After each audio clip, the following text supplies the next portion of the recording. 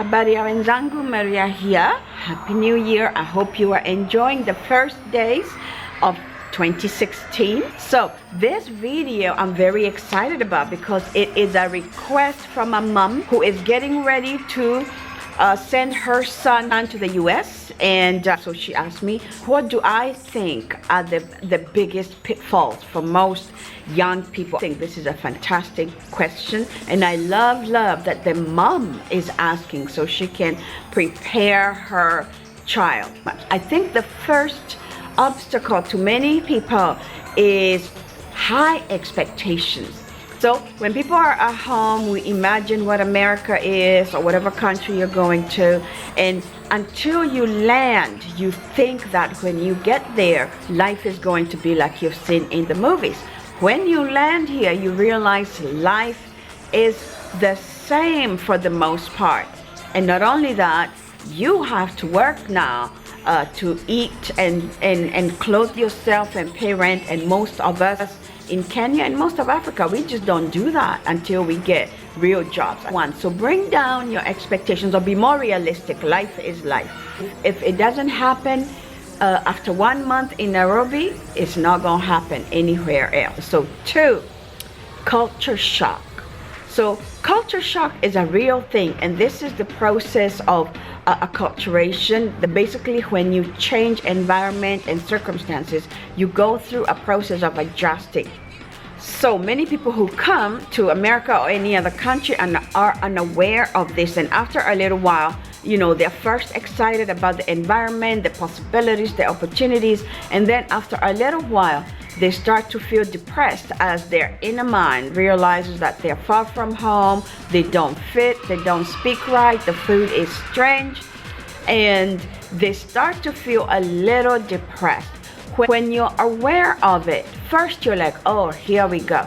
And then you can adjust yourself, you can do certain things to make yourself feel better. But most importantly, you know what is happening. So most people just find themselves feeling depressed. They don't understand. They're in the land of plenty. Everything is irritating them and they don't know what is going on. And for most people, this sends them down into a path of depression, and some never come back out of it. A lot of the people that you find they're dead, can't be found, this is where it starts. So I did a video a while back.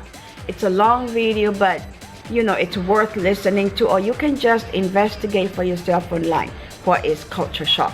Number 3, wrong friendships. Most of us at home are pretty safe and pretty naive. And regardless of where you grow up, most people coming from Africa to the US are quite naive. We have family, we have communities that are always guiding us. And so when you come to North America, especially, or any other country, and you feel the depression starts to kick in, and you start to look for people to commiserate with. You know, sometimes just if somebody is African, you're good with that. It doesn't matter their character. It doesn't matter what they do, what their background is. You just like, oh, they're from Africa, I'm good to go.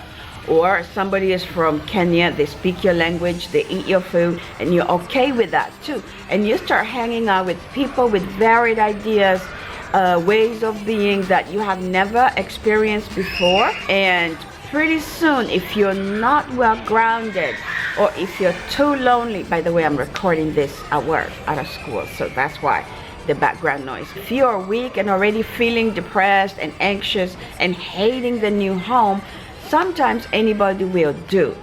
And many people start to go down the wrong path there because of the company they keep. All I say is know what you're here for. That's why I say know your dream. Know your dream. What's your vision? What are you working towards? So no matter who you meet, you cannot veer too much from that. The next obstacle that I think many young people fall into is dating, especially young men. When you come into North America, and you will find that girls, most girls outside of Africa, especially in the Western countries, they are very bold.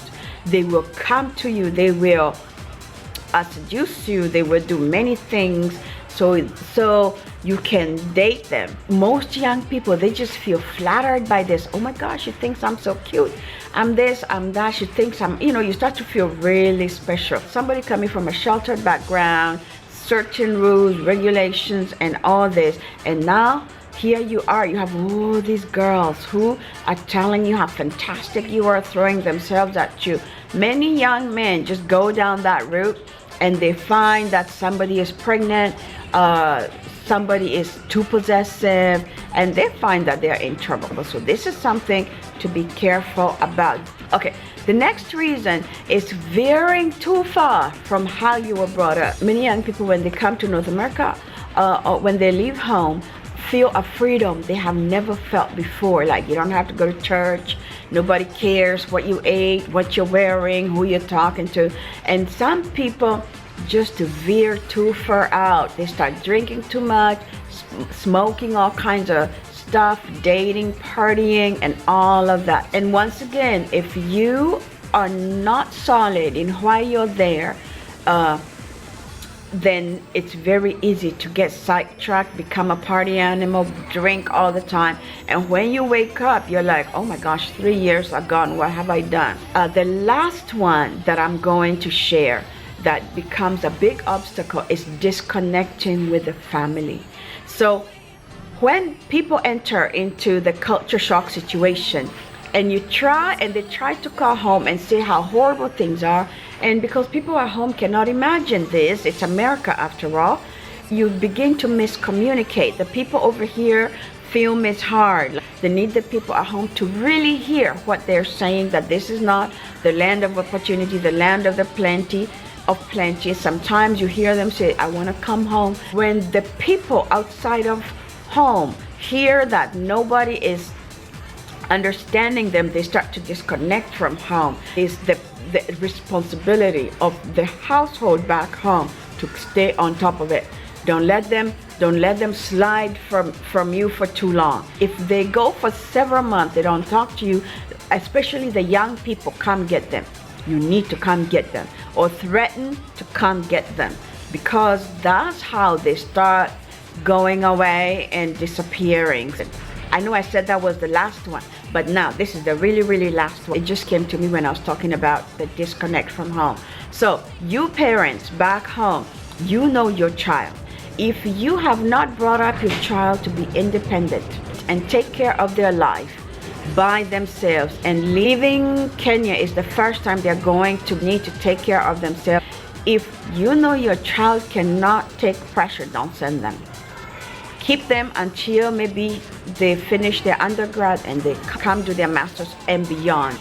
Know your child. Not all children should be sent abroad. So I hope this is helpful. Thank you for the question. Thank you, and bye-bye.